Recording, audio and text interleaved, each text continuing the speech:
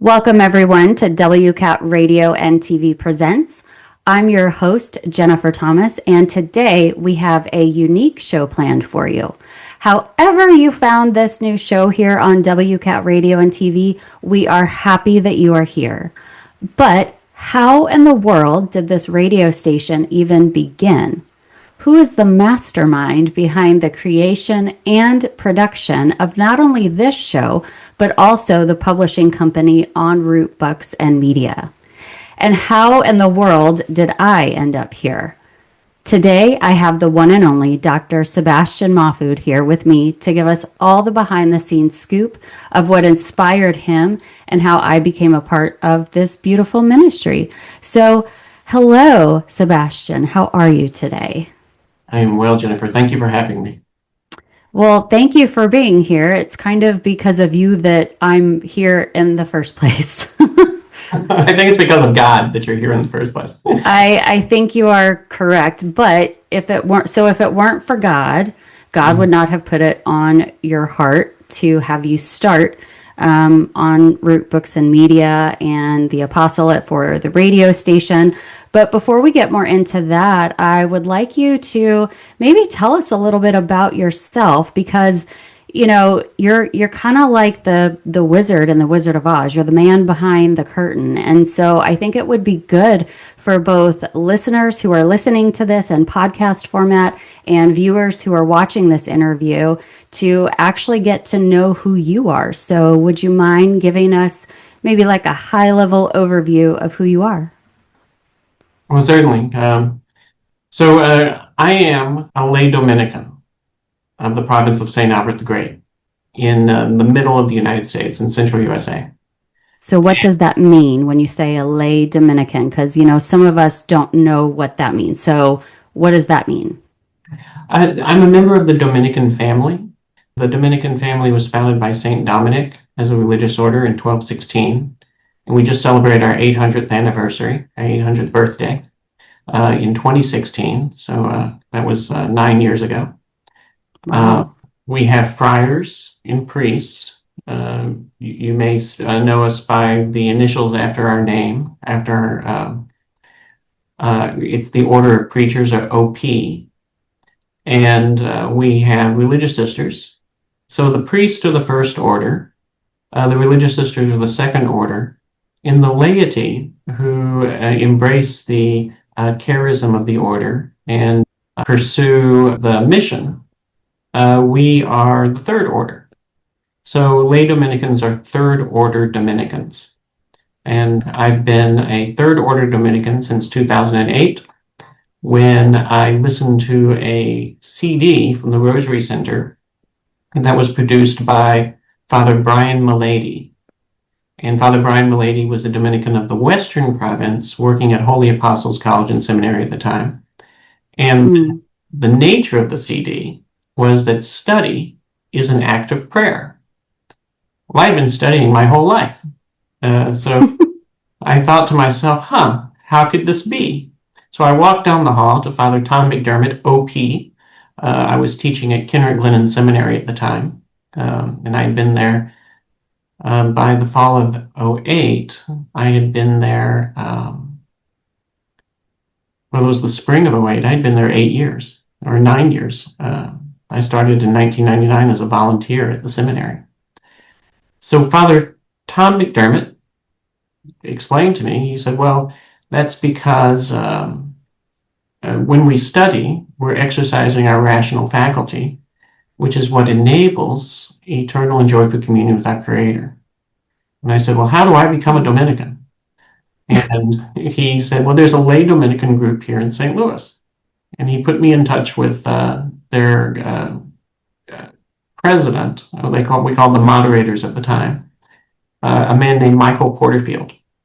And Michael, unbeknownst to me, I had no idea he was a lay Dominican, was one of my best friends. And I said, oh, okay. Got to be kidding me. I called up Michael. I said, Michael, you've been holding out on me. And he was working at Aquinas Institute of Theology at the time. And he invited me to the next chapter meeting. And so from 2008 to 2025, I've been a Dominican for 17 years.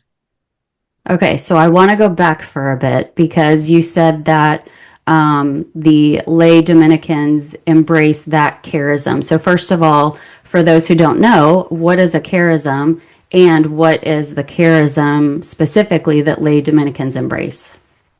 So charism is a particular thing that's unique to an order. It's a reason or a mission that the order exists. It's the ethos of a particular order. So that's a charism. So Dominicans we have four things we do. We have four pillars of our charism.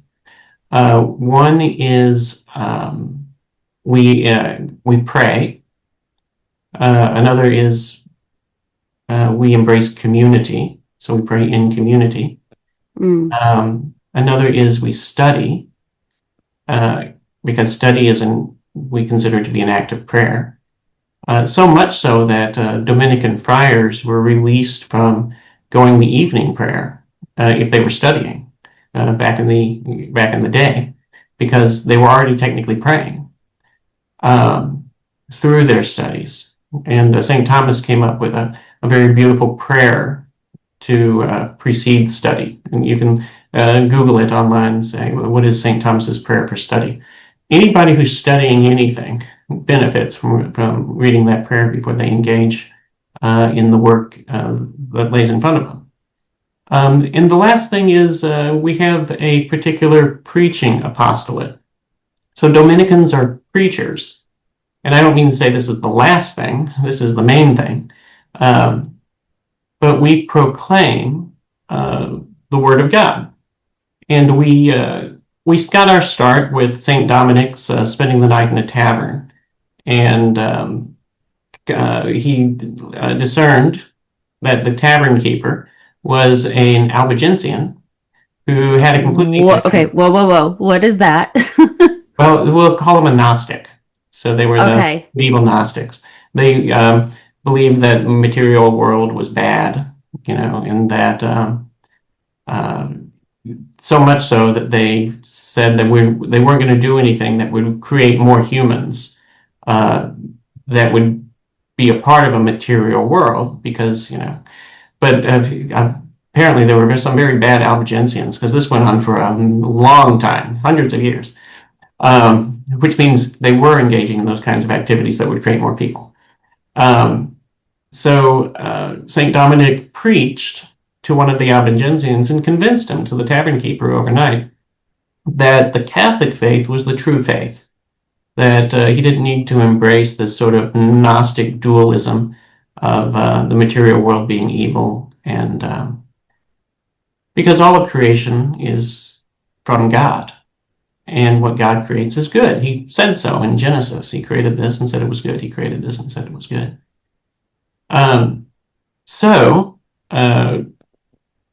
Because he had success in that preaching endeavor, he said, we can convert people through our words. We will become preachers. We'll go into the cities. We will go door to door.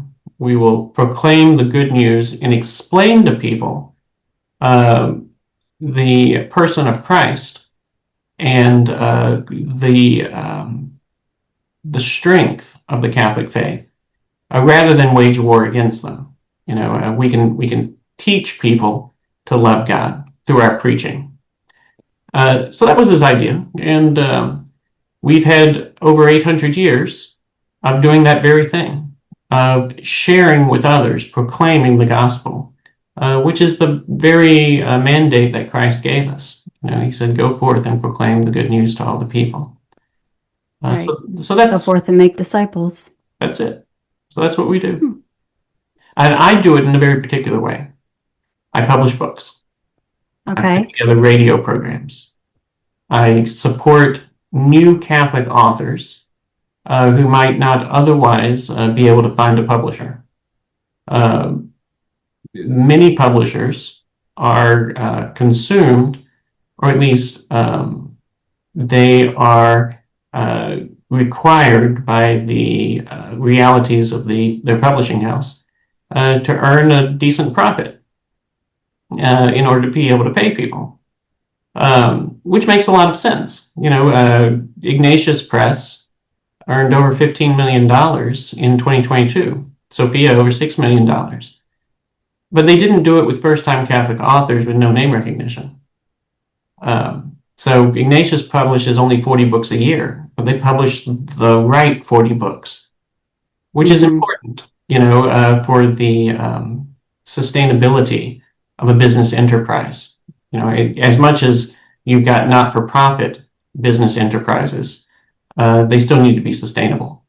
You decided to help the little guy, so to speak. Root helps the little guy, exactly. The unknowns. One might even go so far as to say that you go after maybe the one and leave the 99, but in the world of publishing. In the world of publishing, the 99 they know what they're doing, they're taken care of, Right. It's the one that doesn't have the networks. It doesn't have, they may sell 6 copies to their mother at their 40% discount, the wholesale pricing. And she'll give those copies to the members of her bridge club, and she'll dote over her child. Say, oh, what a wonderful boy, what a wonderful girl, they've done this. And then, that's the extent of the people they know. The average first-time Catholic author could stand up and shout fire in his or her parish, and where he or she has been lecturing for years, and half the people wouldn't know who that person was. We're talking possibly 5,000 Facebook friends that they've accrued by clicking accept on every invitation they've received over a 20-year period, and then they will say that they've done something, and they will get they are guaranteed exactly 0 sales. So people who have a message and it's a message of faith. These are people who are not necessarily opinion leaders within their target audience. They may not even know who their target audience is. They may think their target audience is all Catholics and people of goodwill. And certainly, that's a group, but it's a group that's 8 billion people large. It's not a market segment. So Right. once we're able to identify exactly who their target audience is, we're able to identify the opinion leaders within that target audience, the people to whom others within that group look for advice. And then we're able to leverage those people so that the author can become an opinion leader, him or herself, in that group. And that's the formula. And so how did this ultimately lead to WCAT Radio? Because, first of all, I want to thank you for what you do for Catholic authors and creatives like me. I still haven't published a book yet, but it's there. I'm looking out for you. I think you've got one in you. I've actually got, 2 that I've been working on. But I know that there are a lot of other Catholic authors out there who you go through the entire process of, hey, I want to publish a book. And there's so much more to it that people just don't realize. There's, the process of pitching a book. So having to have a concept and then knowing, is it fiction or is it nonfiction?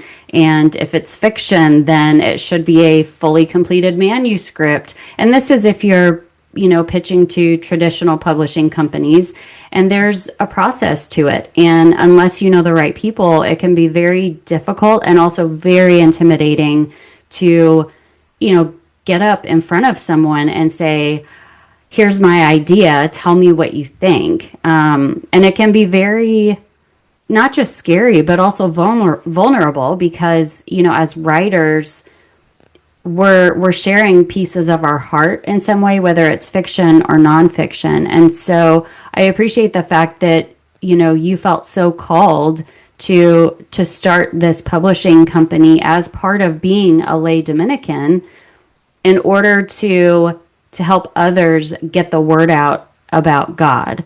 And what I'm wondering is how this led to you creating WCAT Radio, and do do they fully go together, or are they separated in any sort of way? Well, there's a lot to unpack in your question. So, Sorry. right. Well, I'll start at the beginning.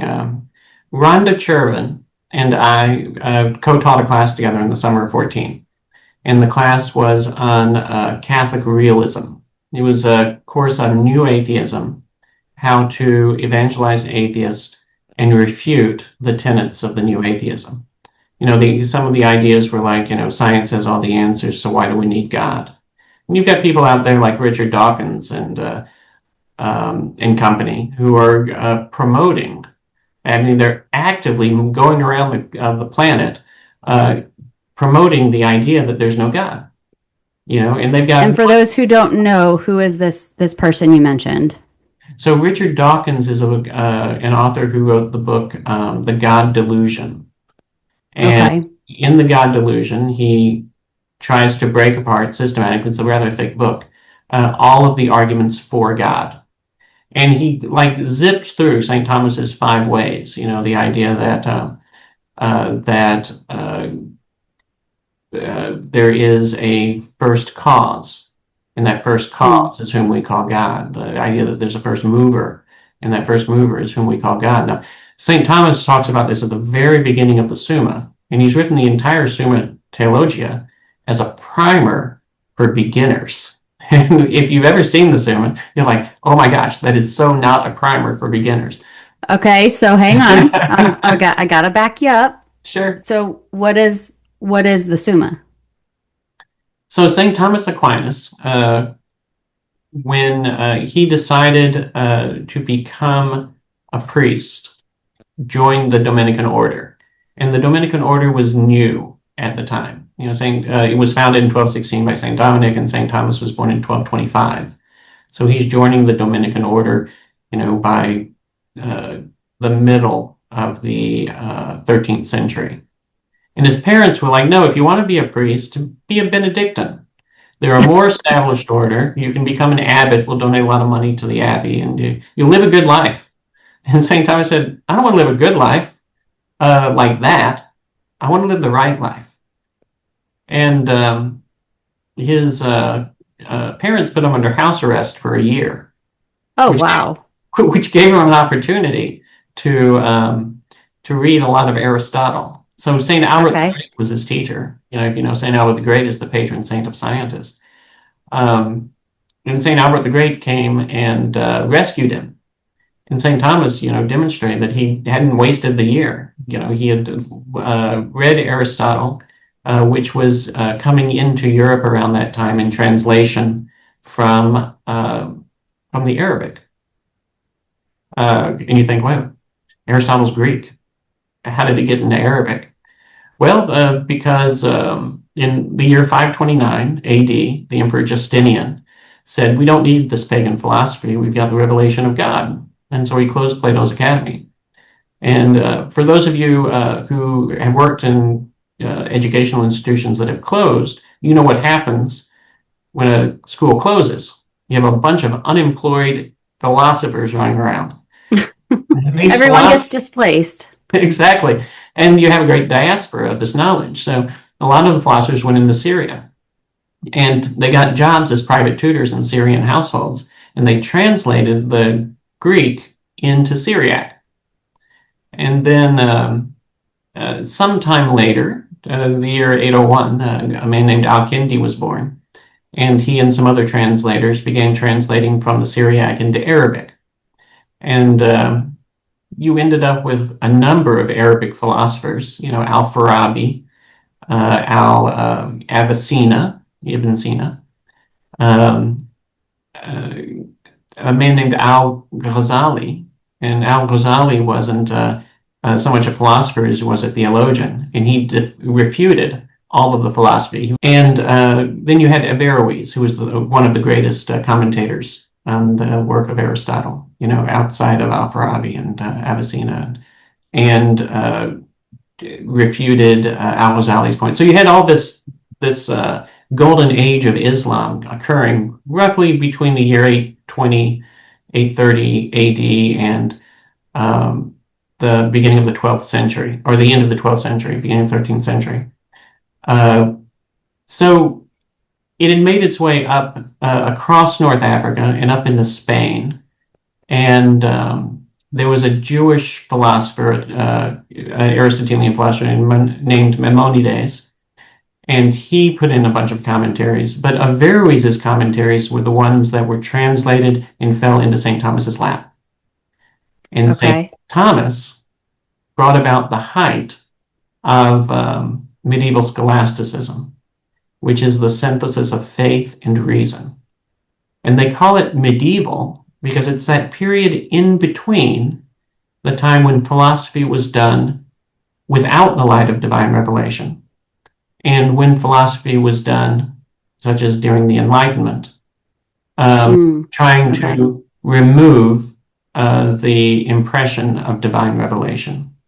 So in one sense, during Aristotle's time, Aristotle he had an understanding that there was only one God.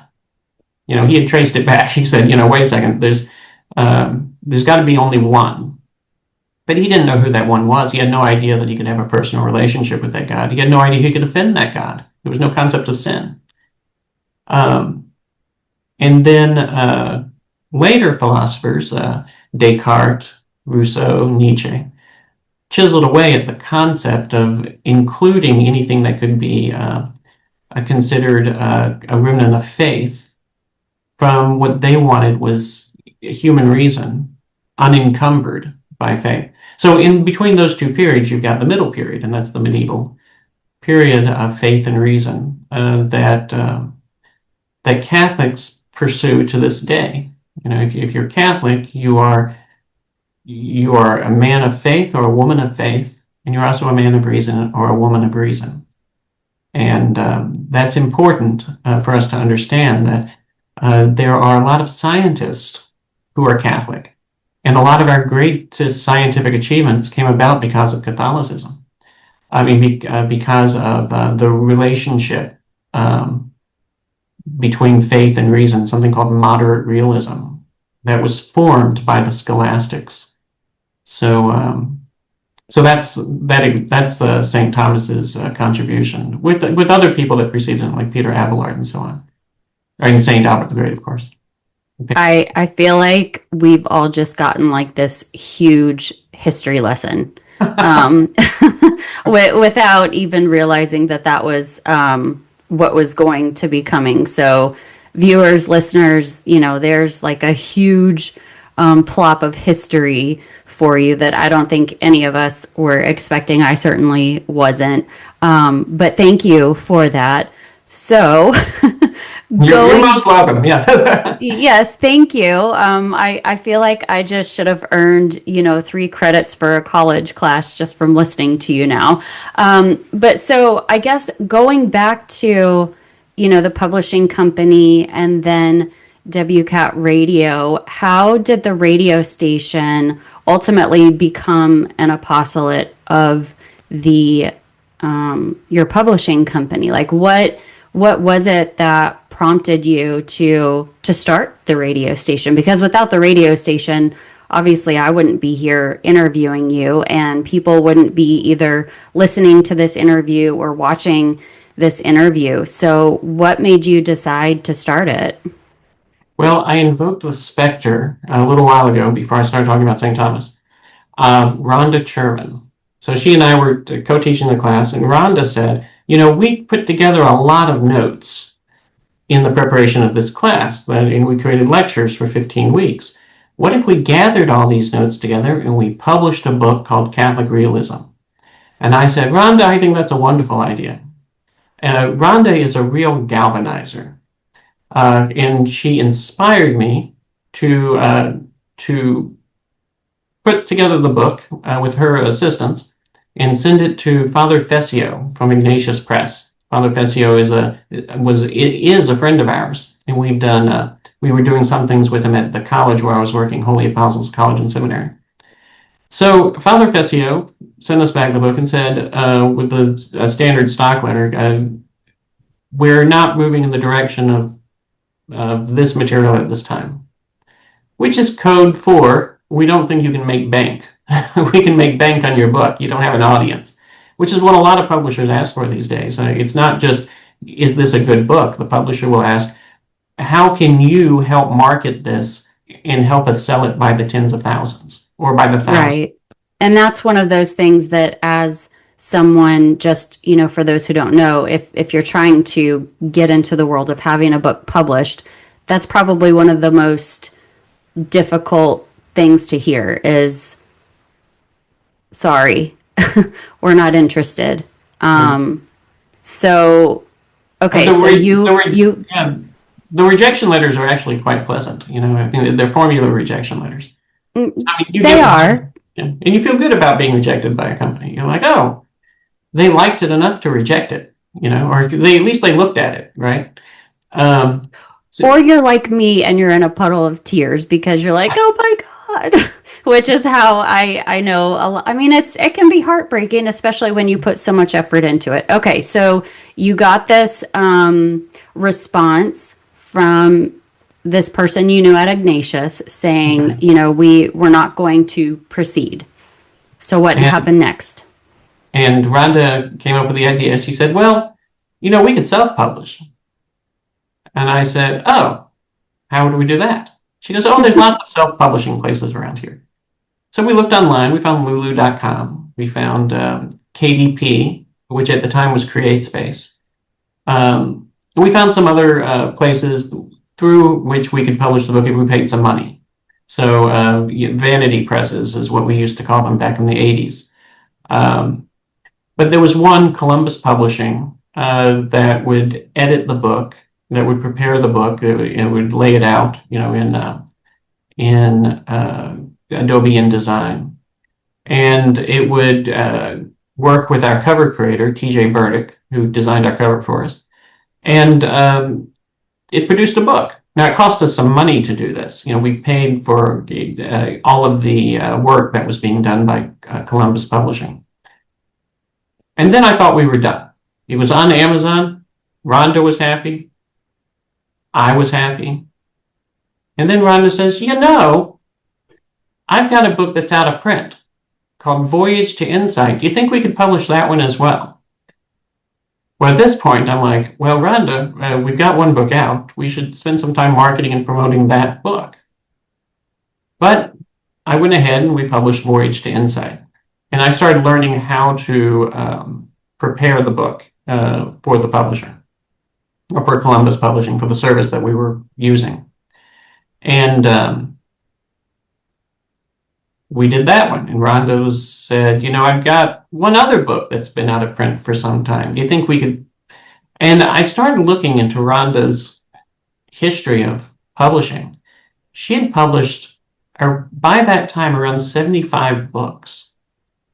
I mean, 75? The woman was a publishing machine. Wow. She was only in her early 70s. Wow, that's amazing. Exactly what I said. I said, Rhonda, I'm not entirely certain that I can keep up with your volume of, production here. Because I published maybe 24 of her books by now. I've published a total of 700 books. That's how many I've done since the fall of 2014 when we opened. We established the birth date of En Route Books and Media on my birthday, October 1st. But the question still begged, how do we market and promote these books? Mm-hmm. Because we started putting them out. We told the faculty at Holy Apostles, we said, we would like to strengthen the profile of the faculty in order to attract more students. Because Franciscan had Scott Hahn, who was a highly prolific author, and other places had, their star faculty, and those faculty attracted students. And around that time, we had just received approval for a 100% online degree program at Holy Apostles, and we needed, it was an online undergraduate program where we needed to attract undergraduate students. Well, in the Catholic world, you don't really attract undergraduate students as much as you attract, especially if they're coming out of high school, the parents of undergraduate students. The parents of undergraduate students look for star power sometimes. They look for a college that's known. So holy apostles needed to become more known. It's a Catholic seminary that had a college attached to it in Cromwell, Connecticut, and had a parochial following. The online following was small in 2011 when I came into the program, when I came to the school and became interim director of the two master's degree programs they were offering. So Rhonda said, why don't I interview some of the authors, and then you can interview me. She had a friend named Bob Olson who wanted to establish a radio station in Cromwell at a place called My Father's House in Moodus, Connecticut, which is near Cromwell. And Bob wasn't getting much traction on the establishment of an actual brick and mortar radio station. So he was very agreeable to assisting us in our project of putting together an online radio station, which for the first 2 years of its existence, WCAT Radio came into existence on October 1st, 2016, another birthday founding, 2 years after the publishing house came into existence. So we started interviewing the authors. Bob did, and Rhonda did, and I interviewed some. And we did live programming. We were working off a platform out of England that enabled us to run live shows every 2 hours. Another show would start. We were doing 6 shows a day.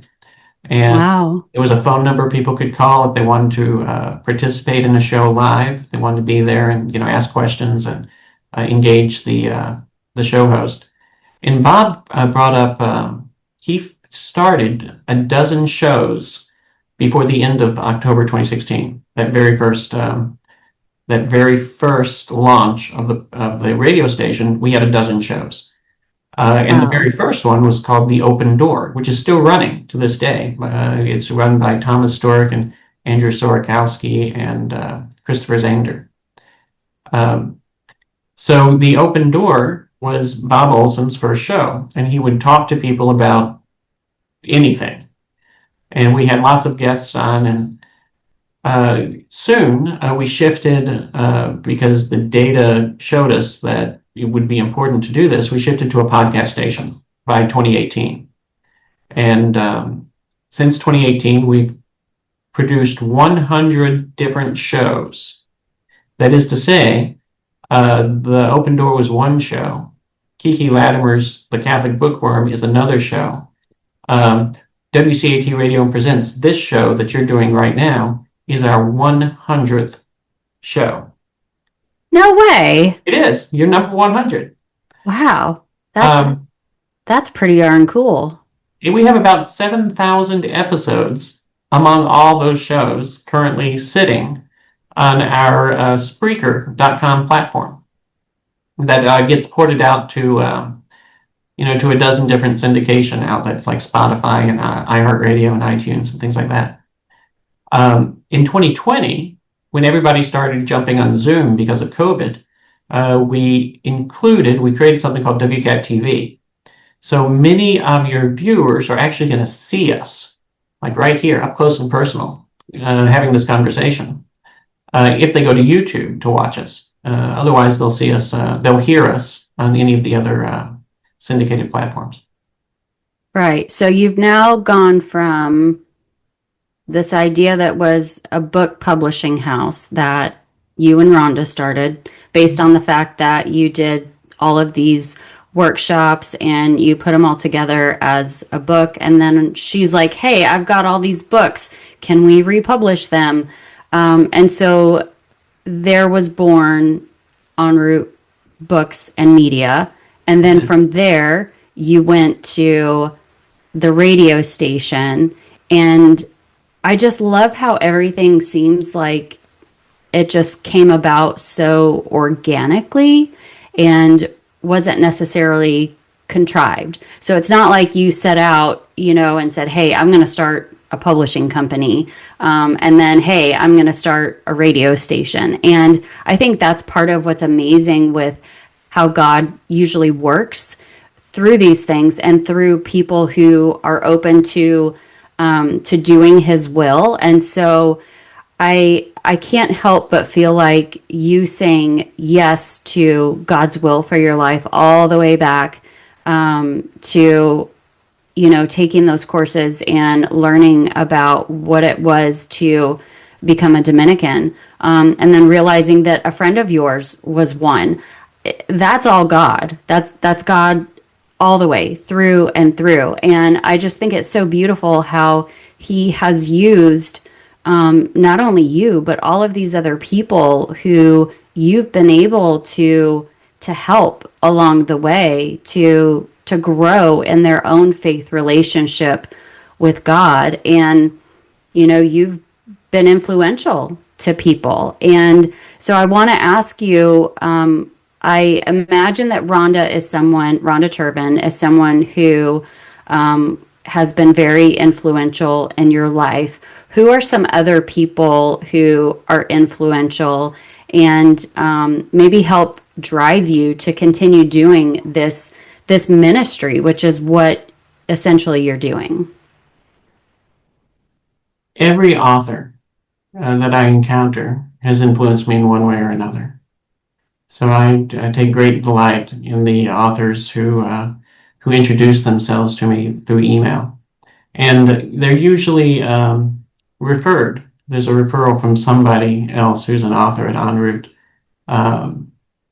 Sometimes people just find me on a Google search. So there are some of my authors who are, well, they're one step above. They not only write books, but they engage me in activities. So an example is Don Boland and Frank Calnegia and Ken Vermaud out in Australia. So Don lives in a place called Wagga Wagga, which is Australian for the birds. So if you've got one word, like Wagga, it's a singular, bird. But if you want to say birds as a plural, you just add you just say the word twice, Wagga Wagga. So I'm sorry, I just had this pop into my head, like I think it was the Muppets, and one of the Muppets would say, maybe, yeah, but I don't know. That's just listeners and viewers. I'm sorry for that randomness, but that just popped into my head, like the Muppets, just for whatever reason, whenever you said Wagga Wagga. But so Wagga Wagga means birds, so it's the plural form of birds. Okay, so continue. So Don and I met through a student at Holy Apostles, and it was a very providential meeting because Don's been very important to me in my life, in encouraging me to continue to promote the philosophy of St. Thomas, the moderate realism of St. Thomas, the importance of the relationship between faith and reason and how it applies to all walks of life, to economics, to social encyclicals and the like. So through Don, I met Ken Vermaud, who is the current president of the Center for Catholic Studies in Sydney, Australia. Don was the former president. And through the two of them, I've been honored to become the publisher of two important Australian thinkers, Henry Pearce and Father Austin Woodbury. So their books will be coming out in early 26, I think all of them. Then beyond Don, I've been able to interact with people like Timothy Smalls. And Timothy Smalls, you may know, is the sculptor for the Vatican.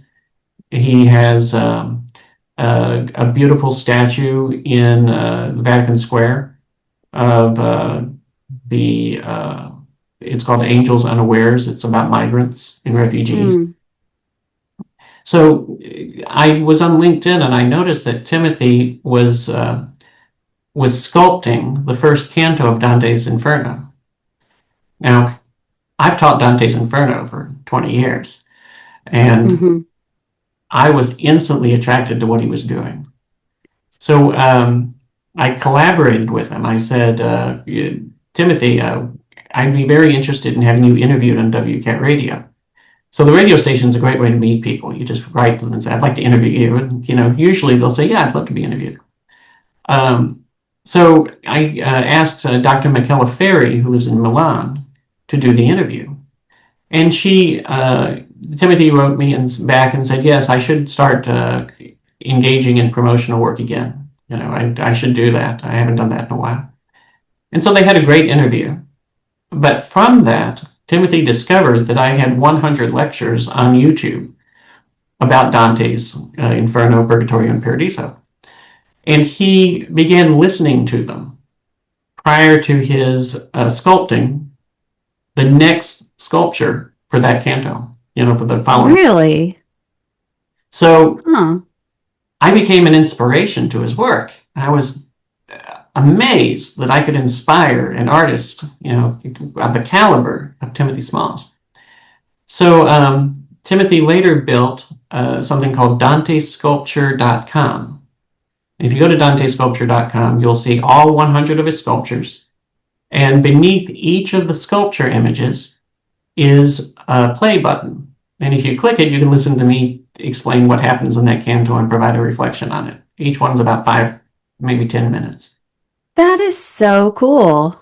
So, but I mean, these are the kinds of cool people I get to meet. So Timothy and I, around the start of COVID, said, okay, well, it's 2 weeks to restart the world, right? But, it may take longer. We don't want to be bored. We got to keep off the streets and put ourselves on the cyber street. So a student of mine, Daniel Fitzpatrick, wanted to do a translation of the entire Divine Comedy. He had written me some weeks before. And what I learned was we were coming up on the 700th anniversary of Dante's death, which would happen in September 14th, 2021. So we're in March of 2020.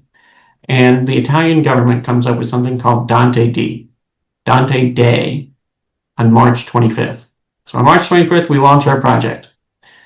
Timothy and Daniel are racing. Timothy's goal is to produce 2 sculptures a week for 50 weeks. Oh my gosh. And Daniel's responsibility is to produce 2 translations a week for 50 weeks. We put an original translation. And we put together a promotion that people could join in for as little as $5. And they would receive a MailChimp email twice a week with the new sculpture and the new translation. And we raised a decent amount of money, and we sent it to Cardinal Zerni at the Vatican Office Dicastery for Refugees and Migrants in order to provide support for people who were stuck in Italy at the time had a very large COVID population. Right. Before it came to the United States, Italy was significant. So Cardinal Zerni, the plan was that he would be able to use this money to provide support to people who couldn't otherwise receive government support because they weren't citizens. So we called it Help Dante, Help Italy. Dante, during a time of plague in his own century, would be able to reach across the centuries through his writings in the work that we were doing to help modern people in Italy during our time of plague. So that was the idea. Of course, Dante was writing before the major crises of plague in the 14th century. But he's living in a century that was plagued by plague, and we were living in a century that was plagued by plague. So it fit.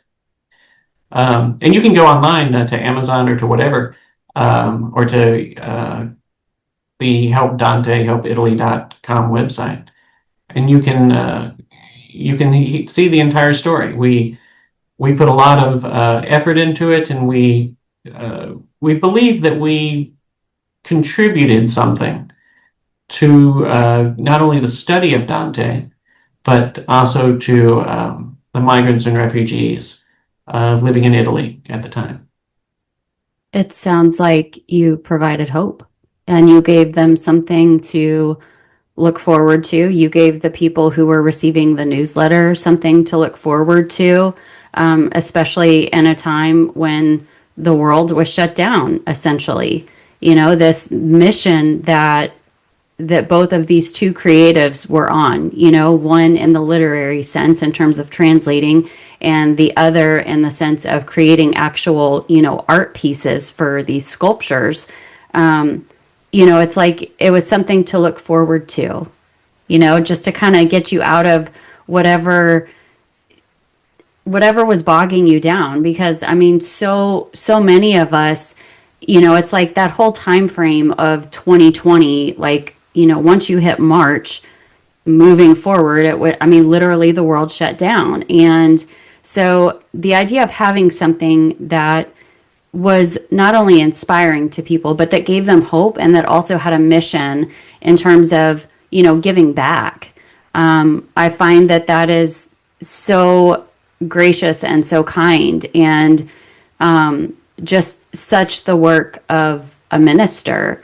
And I feel like it ties right back into you being a Dominican, which is the whole beginning of your trajectory, if I can use that word. But of all of this kind of getting going. So, you know, hopefully people are learning some new things about you. But I do have another question for you, because I'm full of questions. There was this show. I can't remember the name of it, but one of the characters was commenting on another, and he said, "You're like a question machine." So I'm going to be a question machine right now. What is one thing that you think people would be surprised to learn about you that they might not know?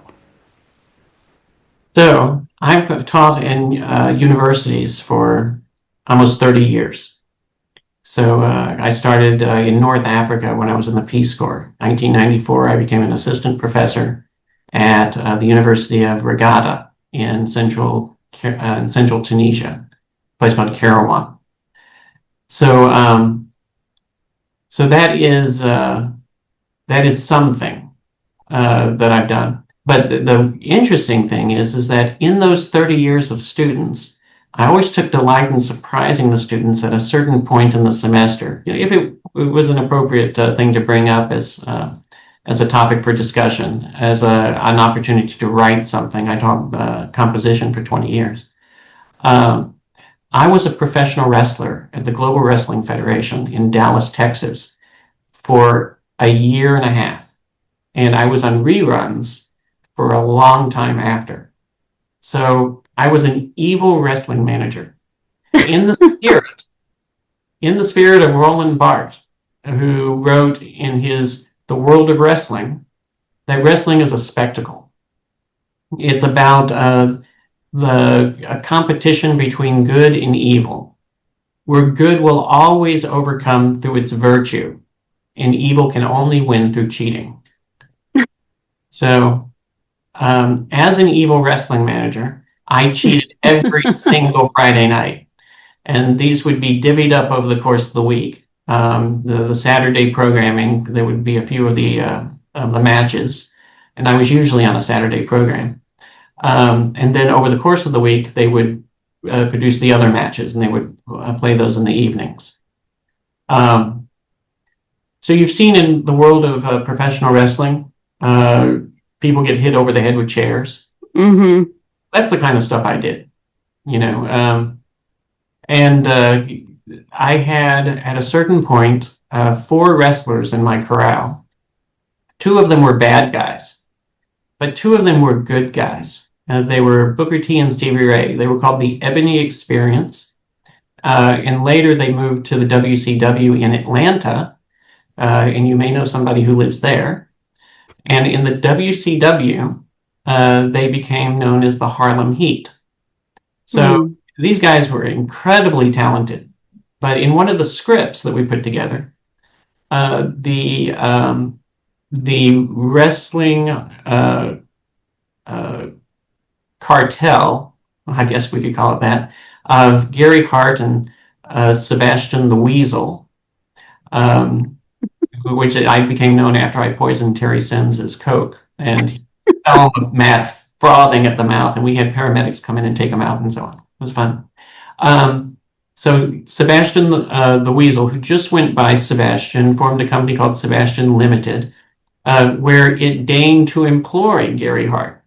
I was a new kid on the block, and in a very short time, I developed this persona as not only an evil wrestling manager, but a very incompetent evil wrestling manager. So the Ebony experience, according to our script, Booker T and Stevie Ray, their mother needed experimental cancer surgery in order to save her life. Mm. And I offered to front the money for the experimental cancer surgery in exchange for their becoming under contract to me. And then once they came under my umbrella, as it were, they started losing every single match. They went from world-class tag team champions to they couldn't win a fight, even if they picked it on the street. So we ran the script for about 6 months, maybe, and my exit point was we brought in a 15-year-old, or somebody we claimed to be a 15-year-old, she was actually 18, girl, and the 15-year-old girl pretended to be their sister, and she would try to thwart my cheats. And whenever she tried to thwart my cheat, it would just increase the likelihood that the cheat would backfire and her brothers would lose. And so finally, they get a fancy lawyer from Dallas, Texas, and I bring in a fancy lawyer from New York, and then we have the grudge match of the lawyers. And then, you've seen wrestling on TV, how the grudge and the matches play out over time. The scripts run their course. And finally, Booker T took the microphone and said, "You know what? Let's settle this once and for all. You wrestle our sister, and if you win, we'll be yours for life. But if you lose, you can never come back to the sportatorium again." Okay, so we're in suspense here. What happened? On the day of the match, I come out. I've got whatever weird music they're playing for me. I forget what they played for me, but it was supposed to be disjointing. It's supposed to be somewhat Flannery O'Connor-esque of my being the devil coming into the world and trying to destroy these good people, Booker T and Stevie Ray. And then they played some jungle music, and out came a very large, muscular woman who was not the girl that had been trying to thwart the cheats for the past weeks of our building up to this. Her name was Tawanda, and Booker T grasped the microphone and said, "We said you had to wrestle our sister. We didn't tell you which sister you had to wrestle." She came in, and we had practiced it a little bit. She airplane spun me. She threw me over the top rope. I think we were in and out of it in 2 minutes. And I land on the concrete. And an usher comes in, one of the big guys. He picks me up and throws me over his shoulders like a sack of potatoes and walks out. And that was the exit. I then went on to join the Peace Corps and to become a university professor. So humble beginning. That is just, I don't think anyone probably would have guessed that would be something that would have been in your repertoire. First of all, like, you've got the Peace Corps, okay, but then this wrestling thing, and all I can remember about wrestling is watching WWF with like Macho Man Randy Savage and Hulk Hogan and The Undertaker and all that, and I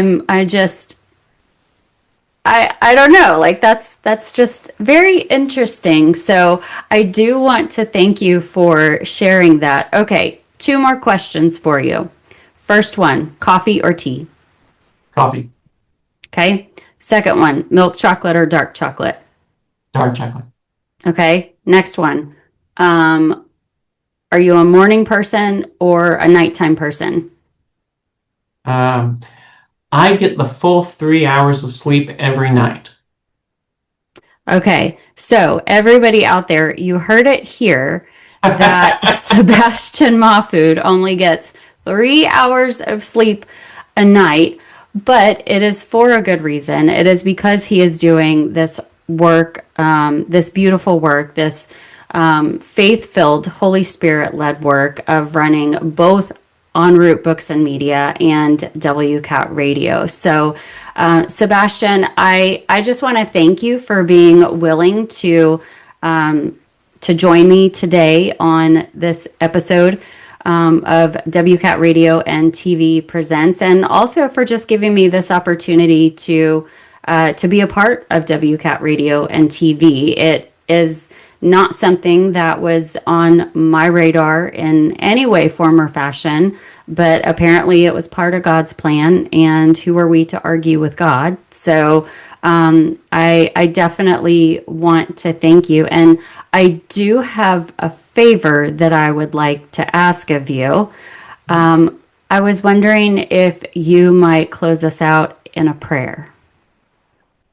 Absolutely. Okay. So in the name of the Father, and of the Son, and the Holy Spirit, Lord, bless us and keep us. Those of us who are in this interview, namely me and Jennifer, and those who are watching or listening to this interview, and those who are part of En route Books and Media, something like 500 authors at this point, and those who are part of WCAT Radio, and those who are part of both. And in the spirit of all of my authors, all Catholics everywhere and people of goodwill, which are 8 billion people on this planet. Lord, bless us and keep us. May the light of your face shine upon us and bring us your love and your grace, which you freely provide to work through us for your greater glory in the world. In Christ's name we pray. Amen. Amen. Well, Sebastian, it has been a pleasure. Thank you so much for joining me today. What is the best way for people to connect with you if they want to get in touch with you, whether it's for, En route Books and Media or WCAT Radio? Just what's a way for people to get in touch with you? So I will, in post-production, put right here my email address, and people can just email me at that address. But for those who are listening and not viewing, if you go to enroutebooksandmedia.com, you'll find my address there. If you go to WCATradio.com, you'll find my address there. Feel free to reach out if you've got a book that you'd like to have published that glorifies our Catholic faith. I'm always delighted to review manuscripts and to engage in